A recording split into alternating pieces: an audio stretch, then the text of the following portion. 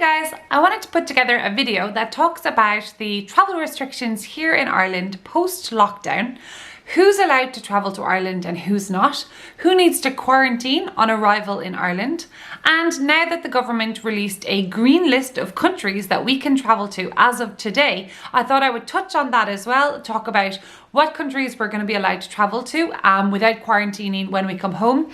What are the exact rules regarding to doing a quarantine, self-isolating or restricting your movements for 14 days, and what it's like to travel in Ireland post-lockdown.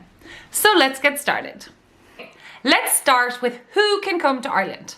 Pretty much anyone can come to Ireland. Ireland was never closed for business. It was never closed at all. We are one of the only countries probably in the world that actually never closed, maybe alongside Belarus. So our borders never closed, but it was always said that if you were coming in, you would have to do 2 weeks quarantine, which obviously would put off most tourists and most normal travelers. So the only people really that were coming into Ireland were people returning from abroad and maybe the odd business traveler. However, there have been flights running the whole time as well. So there's been flights from New York, from Boston, from Chicago, even from Texas, flights from London, flights from, I think, Amsterdam and many places in Europe as well.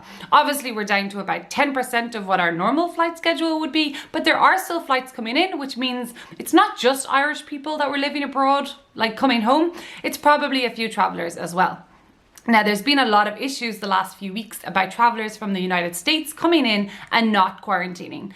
But the problem is it's been a little bit confusing on our government website, which is the HSE website here, because it doesn't actually say the words quarantine or self-isolation. I think it did up until about 9th of July, and now it has changed to restricting your movements for 14 days, which is a bit like not very clear. So I think some people are a bit confused by that. But really the government advice is if you're coming in, you do need to quarantine for 2 weeks. You need to go to your Airbnb or a house in the countryside, wherever, and you need to stay in that house for 2 weeks. Maybe get your shopping delivered for you. Definitely no public transport, no interacting with local neighbors, whatever. I guess you can go out into your garden for a walk, but really you shouldn't be leaving that house for 2 weeks. So it's kind of going to put off most tourists, but people have been arriving, and yeah, there's talk of them not quarantining, not self-isolating, and so there's a bit of kind of bad blood, a bit of tension, I would say, in Ireland right now against people coming from the USA and maybe even other countries. So do expect the Spanish Inquisition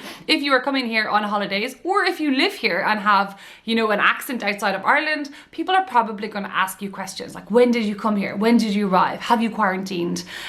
What's the coronavirus cases like in your home country? Stuff like that. So things that you should probably expect, unfortunately. Okay, so that was the situation in Ireland up until now, but this morning the government released a green list, so a green list of countries that we can travel to and return from without quarantining. And that also means that Irish people abroad or people living in those countries can travel to Ireland without doing the 2-week mandatory quarantine or self-isolation. Now, the countries on that list, some of them are a bit obscure. You've got a few countries that you can't even get to with a direct flight from Ireland, such as Greenland. You have to fly via Amsterdam and Copenhagen to get to Greenland. Monaco, which obviously you need to go via France to get to Monaco. You've got San Marino, where obviously you need to go via Italy to get to San Marino. Then other countries on the list are Malta, Cyprus, Norway, Estonia, Latvia, Italy and Greece, which are 2 popular tourist destinations, which is pretty great. Yeah, Norway, Estonia, Latvia, Cyprus, Malta, Italy, Greece, Monaco, San Marino and Greenland. Anyway, I might have missed a few, but I'll put the list here if you want to check it out. So if you are living or currently in any of those countries, you can actually now come to Ireland without quarantining for 2 weeks.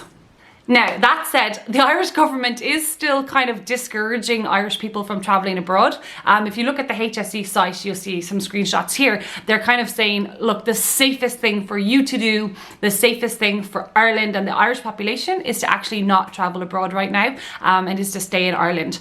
But at the same time, they've released this green list where they're saying, look, if you do go somewhere and if you go to these countries, you can come back and not have to quarantine.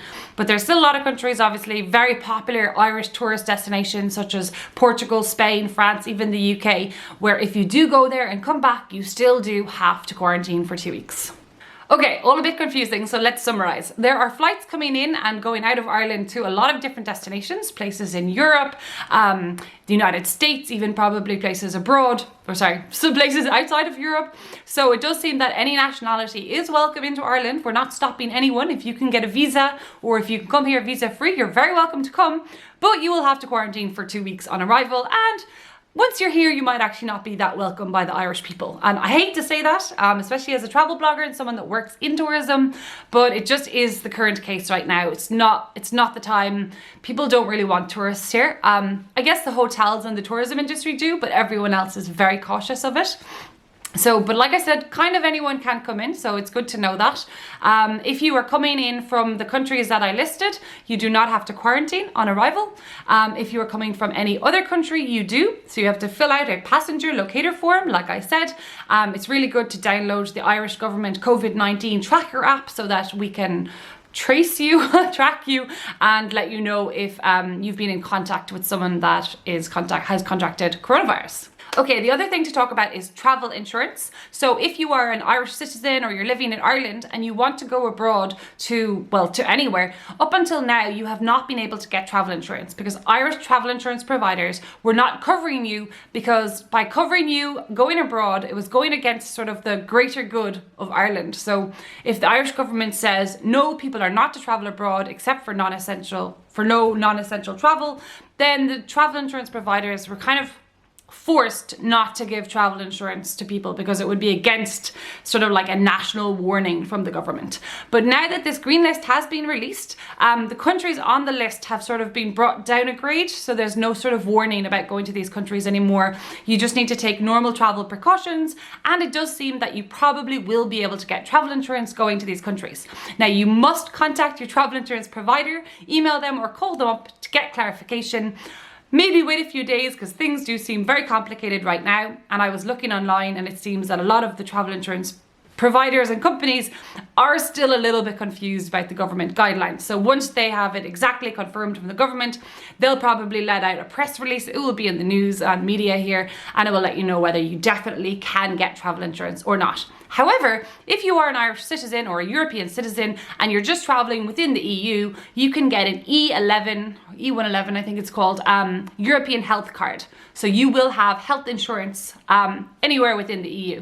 So that's really good. You can just apply online, you get this little card, and it will cover you for health insurance within the EU. Then you don't really have to worry too much about getting extra travel insurance, unless you're afraid of, breaking your camera or losing your bag or something like that. Okay, finally, I want to talk about Ireland and what it's like to travel in Ireland. So for any of you guys watching that hopefully, like maybe you made it on, you live in one of those green list countries and you are planning to come on a holiday to Ireland, I just want to let you know what it's like to be in Ireland at the moment. So there's no travel restrictions within Ireland. There used to be like a 2-kilometer rule, a 5-kilometer rule, a 20-kilometer rule, just travel within your own county rule, but now you can travel anywhere within the whole island of Ireland. The hotels are mostly back open. Pretty much all hotels are open. B&Bs, guest houses, Airbnbs, you can stay in all of those places. They're super clean. They're making loads of extra, effort to sterilize the rooms and clean them. A lot of things have been taken out, like a hairdryer, hangers. Some of the wardrobes have been kind of disassembled. So there's sort of like a minimalist in the room so that they can clean everything really easily before the next guests go in.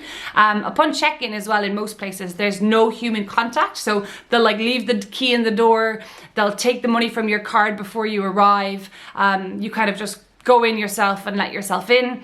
Some of the breakfasts aren't the way they used to be, like some places aren't doing traditional Irish breakfast. All the buffets are gone, so food will always get served to you. So that's all to do with the accommodation. It's very clean, it's very nice, but not much of an atmosphere going on. And for example, in a hotel bar, they're not really open because they can't serve alcohol without food. So if you go to the bar, restaurant and order a meal, and obviously then you can get a drink. But if you go out to a restaurant, for dinner and have a drink, and then come back to your hotel, normally, in normal circumstances, you would go to your hotel bar and have a drink. That's not really allowed anymore. So it really does, you do lose a bit of the atmosphere and the crack that you normally find in Ireland. All the pubs are pretty much closed and won't be allowed to open until August 10th. And even then they're saying it might actually be later than that. The government kind of keep changing the date and pushing it back. Some pubs are open, but they're pubs that are operating as restaurants. So you have to be serving food that costs more than €9.50. So you can go to a pub that is acting as a restaurant, order a meal, and then you can order drinks as well. So that's kind of how it's operating. They also have a rule that you can only stay there for 105 minutes. So it's about an hour and a half, just over an hour and a half. Some places aren't that strict on that, but others are super strict if they are very busy. So, you know, you make your booking. Definitely for dinner, I would make a booking because, you know, there's not that many places open and some places are really busy because everywhere in Ireland, everyone is doing staycations. So a lot of the restaurants are quite busy. I do recommend making a booking, and maybe for like 8 or 9 p.m. is good because then you can have your dinner and stay in the restaurant and have 1 or 2 or 3 drinks. Whereas if you book for 6:30 or 7, they will definitely kick you out after like 105 minutes because they'll have other bookings coming in. And you know, you're outside at like 8:30 p.m. and you're like, oh, there's nothing to do because the pubs aren't open. You can't go back to your hotel bar. I guess you can just walk around and go to bed early, but yeah, the nights are pretty long, I have to say. Yeah, that's pretty much it. All activities and stuff are open. You will probably have a good time, but yeah, it's something to consider if you're planning to travel to Ireland. Hope you enjoyed this video.